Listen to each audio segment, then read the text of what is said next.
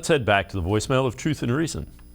Fellow Cleveland Browns lover, I want to know what you guys think about Anthony Schwartz. Do you really think he's still incomplete? I feel like he has the speed, but I feel like he's just having a controversial year. I thought the kid was going to be like the next Tyreek Hill. I think they just need to learn how to put him in situations where he could be successful in. The other one is I want to see Jerome Ford run. I want to see the kid play. I've seen him in the preseason and I saw what I like. I want to see what he can do. I want your thoughts on all the Browns rookies. Woods in particular, I think his name is Michael Woods, the wide receiver we got. Even though he didn't play much, I want to see more of him. David Bell, he has to grow on me a little bit.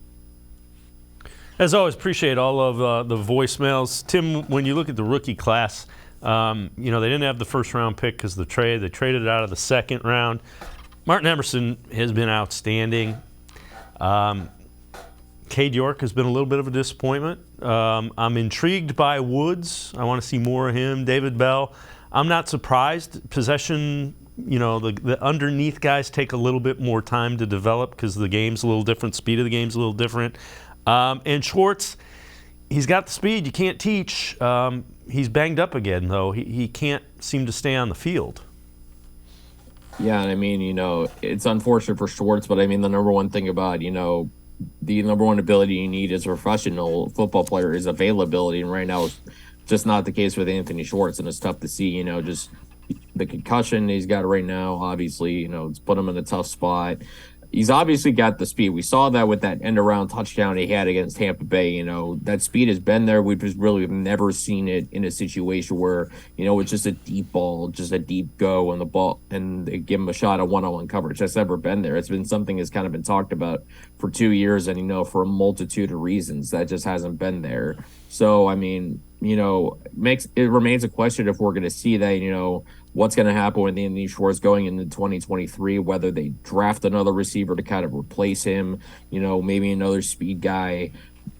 I don't know what's going to happen with that. And, going back to what he was saying about the rookie class, you're right. Martin Emerson has been tremendous. I think he's gone above and beyond what you should expect from a third-round pick.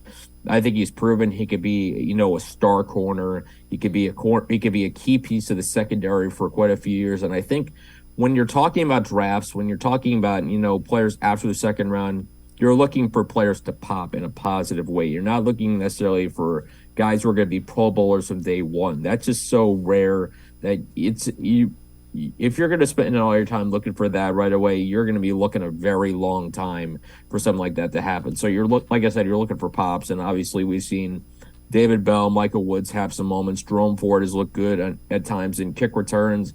Perrion Winfrey's started to come to life a little bit in the last couple of weeks. Alex Wright has had plenty of nice moments throughout his short time kind of rotating in a defensive end. And I think there is some concern about Cade York, but I'm not nearly ready to give up on him. I think we'll have to see what an offseason does for him, how he learns how to kick in the cold. 'Cause I think that was always going to be the biggest adjustment is you can make all these kicks wherever, but until you go through it in Cleveland, until you learn how to kick in the stadium, you're going to have a tough time.